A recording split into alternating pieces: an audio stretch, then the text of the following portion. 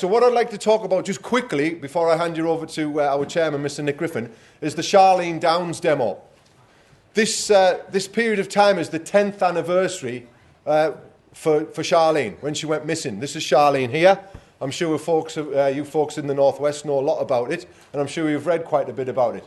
Charlene, if you remember, went missing 10 years ago. She's never been seen since. The people who were responsible for that, the shopkeepers of a certain takeaway in Blackpool, got let off with the incident. She went missing, and allegedly they were heard on camera boasting and bragging that they'd hacked her to bits, cut her up, and put her in kebabs and sold her. Now that's somebody's daughter there, Charlene. Just somebody's daughter. Now this could happen to anybody in this country. Anybody. Okay? And what we need to do is we need to be in Blackpool on the 2nd of November in support of the family of Charlene. Now, I'm going to be there. There are others who are going to be there. Could you put your hands up if you're going to be there? Excellent. That's absolutely wonderful. Right, hands down. It's very important that we do attend. Very, very important. I have 2 kids. This could be one of my kids in the future, quite easily. Her parents don't know where she is. They haven't been able to put it to rest because she doesn't exist. They don't know where she is. And this, we have to show our support for this, and we have to be in Blackpool, if we can, on the 2nd. It's really, really important. We'll be going to Blackpool, we'll be doing a demonstration, we will be handing out leaflets to the people of Blackpool to tell them about what's happened in their town, because a lot of them don't even know about it. Some of them haven't got a clue what's going on because it's been hushed up by the media. So I would like to think that you can make yourself available on that day, 2nd of November. There will be more details about it coming on the website. There's already been things on there. Derek's doing a video about it. And let's get there and let's show our support for the parents and the family of this young girl who's gone missing 10 years ago. Now, I'm going to hand you over to our chairman, Mr. Nick Griffin, MEP, and he's going to say a few words to yourselves. Thank you very much.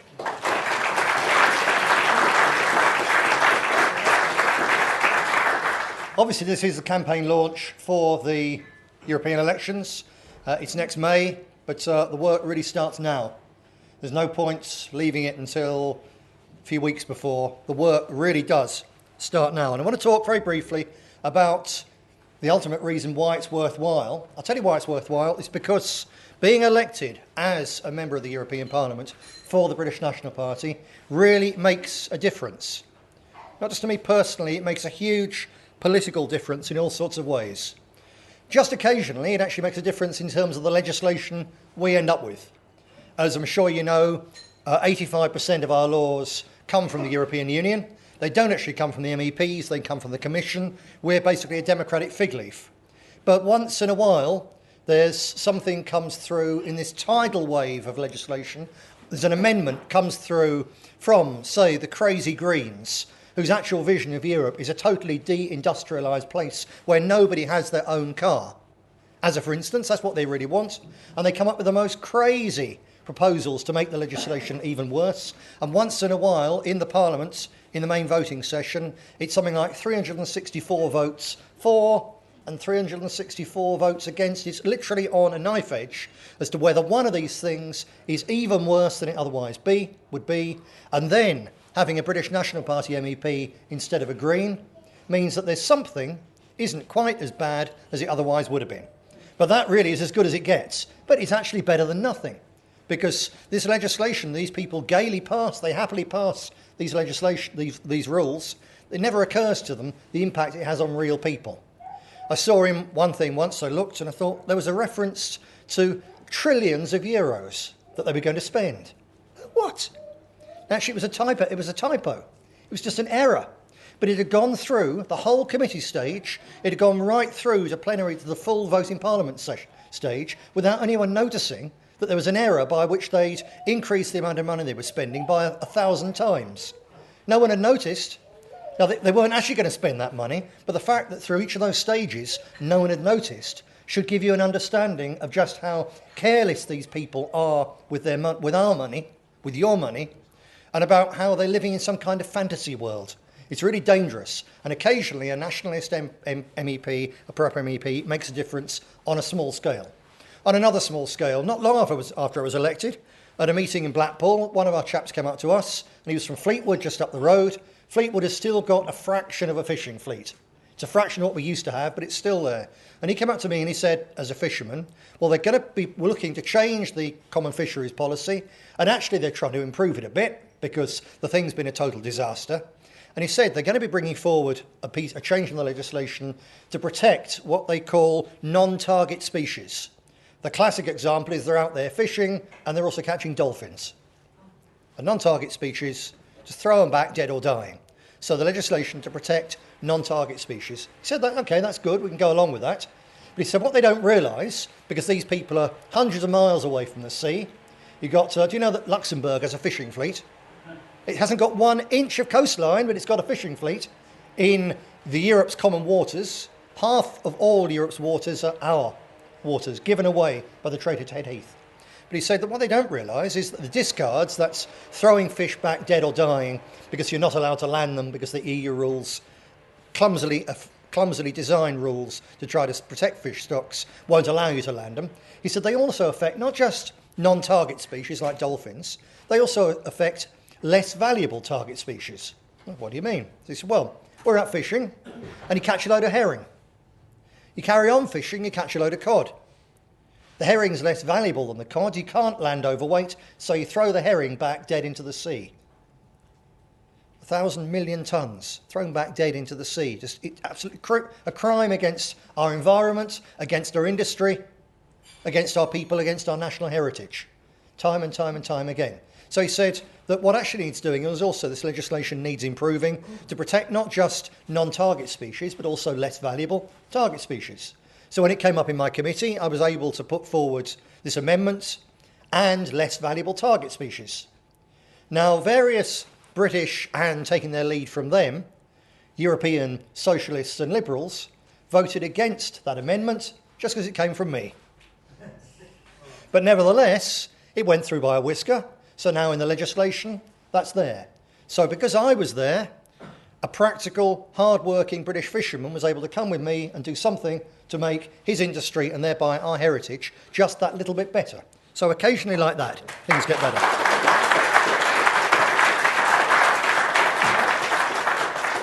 But overall, to be honest, you could vote for several other MEPs and get the same result there for several other parties in that regard. But not on this one, not on the grooming issue. Before I was elected, when I was elected, the police, the political establishment had known for several decades that white girls in the northwest of England, and say in Birmingham, Sikh and Hindu girls as well as white girls, were being targeted for grooming by these gangs of Islamist thugs. They were being targeted for sex, for degradation, for drugs, for having themselves and their families destroyed. You all know it. And until I was elected, they'd simply ignored it. They felt they could ignore it. Now, recently, Andrew Norfolk of the Sunday Times has done a lot talking about grooming and so on. And they've actually set him up. He's really the person who's led this campaign to expose grooming and get something done. I'll tell you what, Andrew Norfolk sat in my 2 trials. Following on from what I said in 2004, he sat in my trials and he took notes and he reported on them. He didn't report what was going on then. He went away and he's made it his campaign. And Jack Straw has made it his campaign. And some police have done things. They still would have done nothing were it not for the fact that they had seen that the growing grassroots anger over that terrible crime against so many innocent young girls and their families, the growing anger over that was propelling our support. Our vote had made me a member of the European Parliament, and unless they did at least something to deal with the worst excesses, then it would carry on building and building until it reached a critical mass when all of a sudden we got enormous support. And it was the terror, the fear of that, the fact they hadn't been able to stop us with everything they threw to keep us out. The fact they hadn't been able to stop us was what made them realise, well, now we're going to have to do something. So they did something. And as a result, although there's still huge numbers of these gangs walking the streets, running the minicabs firms, running their takeaways and using them to groom girls and push drugs from, although there's still far too many of them, there's not So many of them. Just today in the news, there's the fact that the appeal by the 9 Rochdale groomers from Rochdale and Oldham, they appealed their conviction for between 4 and 19 years for rape and conspiracy to have sex with children. They've appealed it and it's been turned down. Those vile, vile creatures are in prison because I'm in the European Parliament. And thank you for putting me there.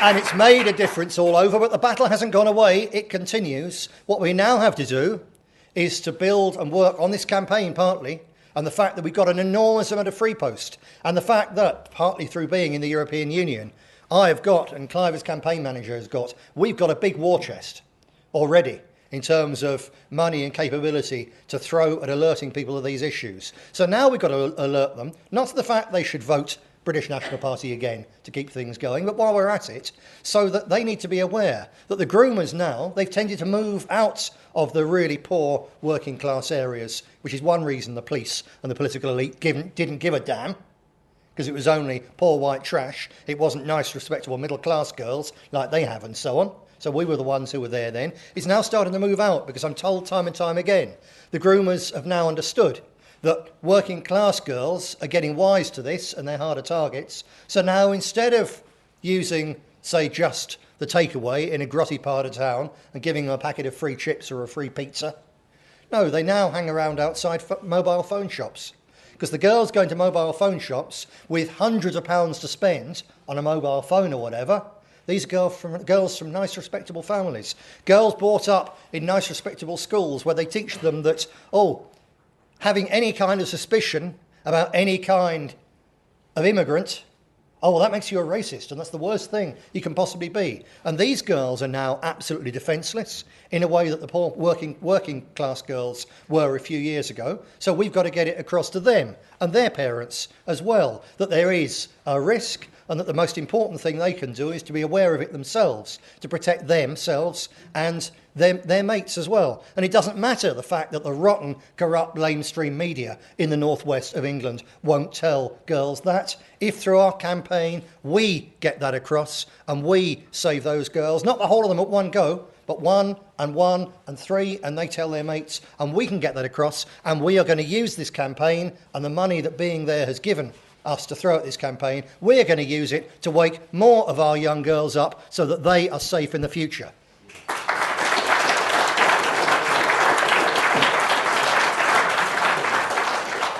As Adam said, the 1st and 2nd of November, please be there for Charlene Downs. I've sat, again, because I've been an MEP, I've sat with a number of families and people close to the victims of various grooming cases, racist murder cases, when, because it's our people are the victims, nobody's interested. I've sat with a number of these families and they've all had their hearts broken. And it's something really hard to do, to be with them under those circumstances. And they wanted something done, but in the end, time after time, when it's come to a second or a third phone call meeting or whatever, they backed out because the police have leant all over them, really brutally. Oh, if you run with a BNP, there's no chance of any justice. You know, when we catch the accused, well, they'll get off by saying, you're in the BNP, your son was in the BNP or whatever. They lean all over them to shut them up, to silence them. And then when they've shut them up and silenced them, they then wait for justice. They wait for arrests. They wait for something to happen. And nothing bloody well does happen, time and time and time again. And the only family that I sat with, Charlene Downs' family, are the only ones, particularly Karen Downs, the only ones who've had the courage to stand up to all that police pressure, all the intimidation is what it is, and say, yeah, you know what? The only people who care are the British National Party. The only people who'll change things are the British National Party. And it's not just for us and our daughter and our son. It's all out for all the others who will become victims unless something is done. We're going to stand up and campaign with the British National Party for justice for Charlene and protection for other girls like her. Please be there on the 1st, 2nd of November.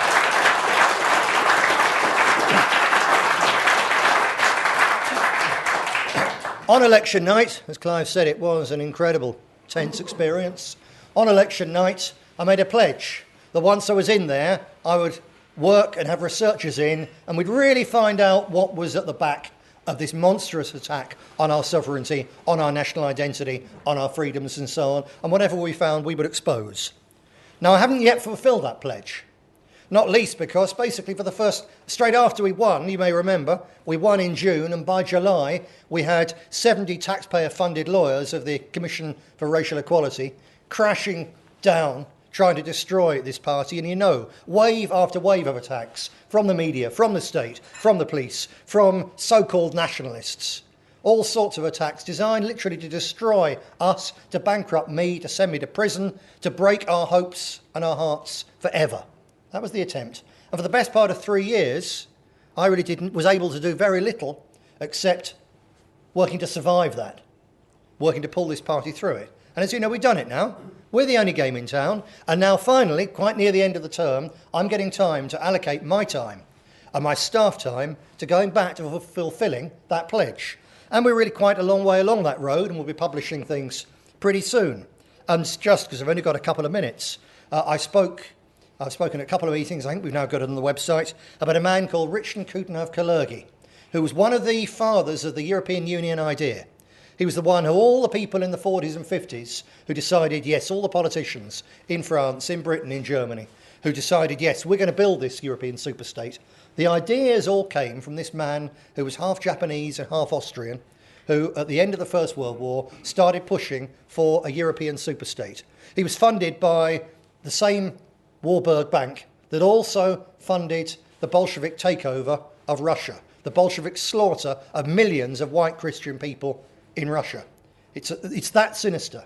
Now, people like UKIP, they understand a bit of this. They don't know about Coudenhove-Kalergi and his influence on others. But I think, to be fair, they do understand, millions of people actually understand, that what the European Union is doing and has done to countries like Britain, to nations like Britain, was quite deliberate to destroy the nation state, to destroy its economic sovereignty, to destroy its political institutions, one by one, to chip away things. Our parliament, our jury system, our control over our own borders, one by one, to chip away all the trappings and institutions of the nation state.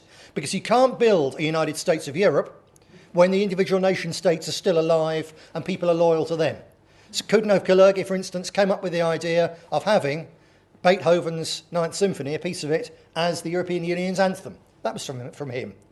But everything from the anthem, from the trappings, right through to the actual, we'll destroy piecemeal, little by little. We'll destroy all the institutions of the nation state. So in the end, there's nothing between the people and the European colossus, nothing at all. And then we have one governmental system. Even UKIP people get that. Millions of people out there get that. That's understood. You can either have the British nation, French nation, German nation, Belgian nation, whatever. You can either have the nations or you can have a European Union superstate. Take your choice.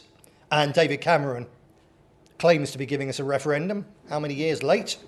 But we know he will only, the reason for the delay, he doesn't want a referendum until he knows that it's definitely going to be one for the people who want to stay in the European Union. And so the choice is, everyone understands, the choice is between the European Union or national freedom. Everyone gets that. But what's never been understood, never been pointed out before, and we're going to, because I'm going to fulfil this pledge, is that Coudenhove-Kalergi and people like him had right from the beginning a second strand of what they wanted, a second theme, a second great aim. And they understood this, that they could destroy the British nation state. They could destroy it. They could take away all our institutions. They could change our currency, our miles, our pints, get rid of our parliament, get rid of our counties, get rid of every aspect of being British. But while we were still here, the British people, any time the British people decided to, they could say, you know what? We've had enough of this. We are going to rebuild it. We're going to take back our independence. The fact they've destroyed our coal industry doesn't matter. The coal's still under the ground. 100 years hence, the British could say, we want our coal industry back again. We might have to go to the USA to get people who could show us how to do it, but we could rebuild the coal industry.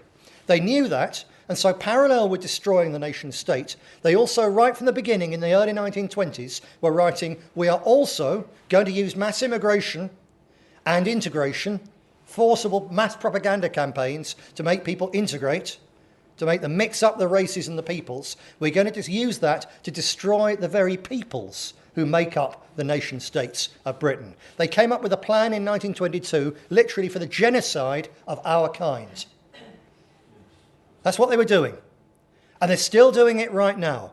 And that is going to come out in the documents and the research, because we now know where the archives are. We're going to have people going into the archives. And in the last few months of my term, while running this campaign to get re-elected, we're also going to be doing this so that I fulfil that pledge to really show just how wicked and how evil this thing is. And that really makes the point that there's no point voting for a Tory because perhaps they're not quite as bad as the Labour Party. There's no point voting for UKIP because these people, they've been there 20 years and they still only tell us one half of the story. And unless you know the whole story, you can't begin to defend our nation and our people and our children and our grandchildren's future from the utter evil that these people would do to us. So that's why it's also very important that I got elected and that together we get re-elected so we can carry on with that work. It really does matter.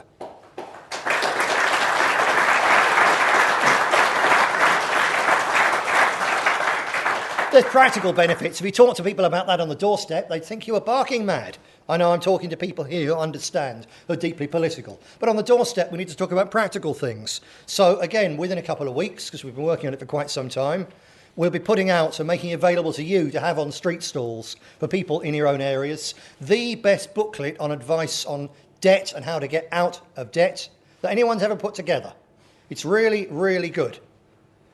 It's an excellent piece of work. We'll have leaflets about it as well. It'll be there on the internet. We'll have a huge campaign to make it go viral. And debt and struggling with money is something which is breaking thousands upon thousands upon thousands of ordinary decent families in this constituency, in your town, right now. There really is a catastrophe for ordinary people, whether it's a combination of things. It's the bedroom tax. It's unemployment. It's that awful zero hours contracts in 101 different ways. Ordinary people are absolutely being screwed. And the Tories talk about there's an economic revival. Not in Manchester, there's not. Not for ordinary people. Not in Blackburn, not in Burnley, not anywhere in the northwest of England. There may be a bit of a recovery for the profits of the banks. There's no recovery there for ordinary people. It's just being ground down more and more and more and more. And there we are, practically, within a few weeks, we'll have this really good campaign to take into the tail end of this year and the next, so that when people say, well, why should I vote BNP? You're talking to them, you can hold it up and say, well, how about this? Because this is doing something really decent and useful for ordinary people. So it makes a difference, but it's only really possible because you people got me elected an MEP last time. It only remains possible if we throw everything at it, and as Clive said, work that small minority of the people who are going to vote and make the difference, because we can. We certainly can do. Finally, because we're pushed for time, I'll just mention the other thing. Had I not been an MEP, I would not in June have been invited as a European level politician to Syria. So I wouldn't have been able to go. When I was in Syria in June, one of the key things I was able to do, because I was talking to British journalists, and just for once there was a crack in the dam of lies and deceit and just plain blanking of refusing to talk to us. Because the media was so astounded I was in Syria that when I said, look, actually, life in Damascus is really quite normal. You can hear gunfire a long way away, shellfire, but everyone here is basically happy. There's plenty of food in the shops. Prices are low because they still subsidise them. Do you know, they even subsidise the bread prices for people in rebel areas.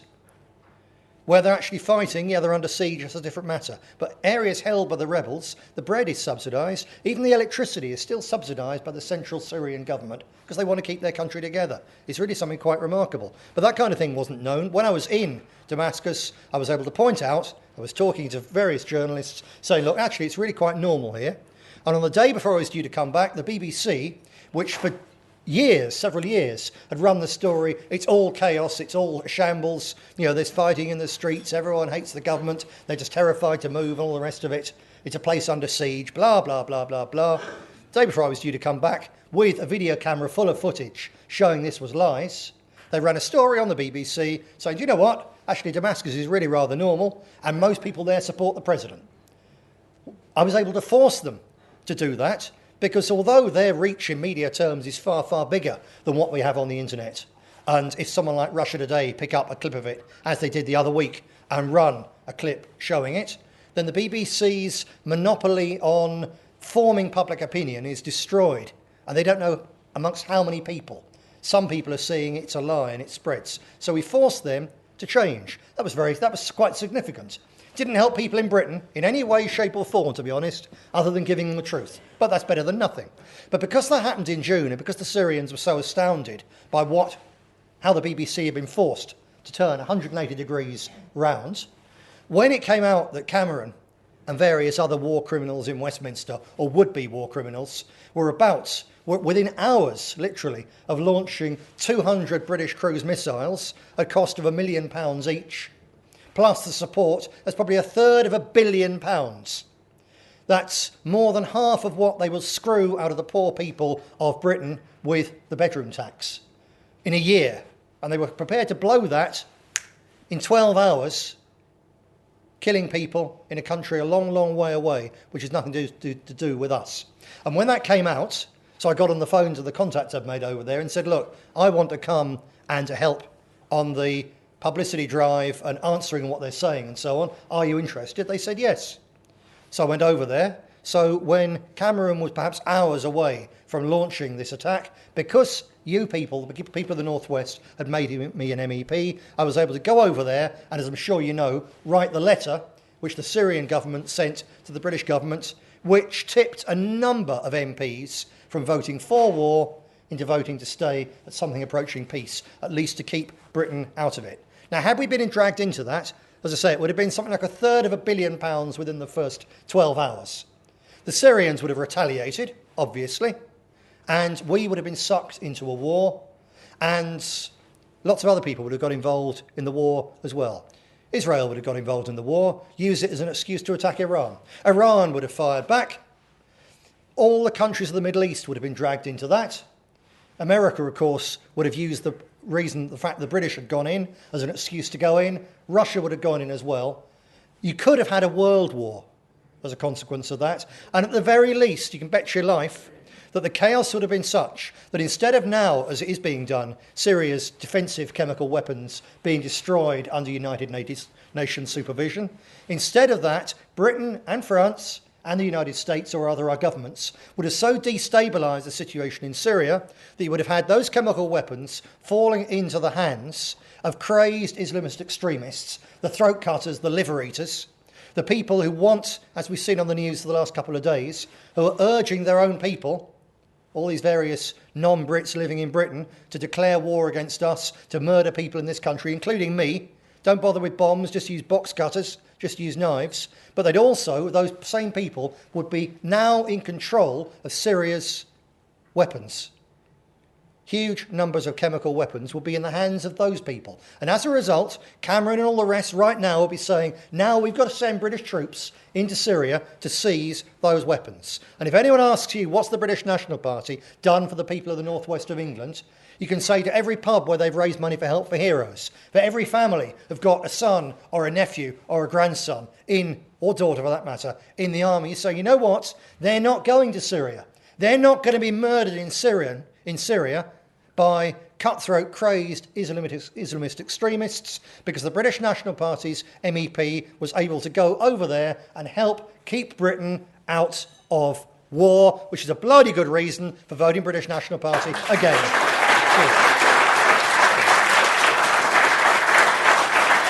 Cheers.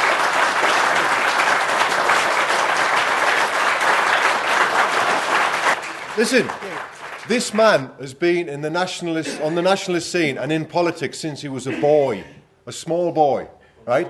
He's stayed with us, he's stuck with us through thick and thin. Where's Tommy Robinson? He sold out those people.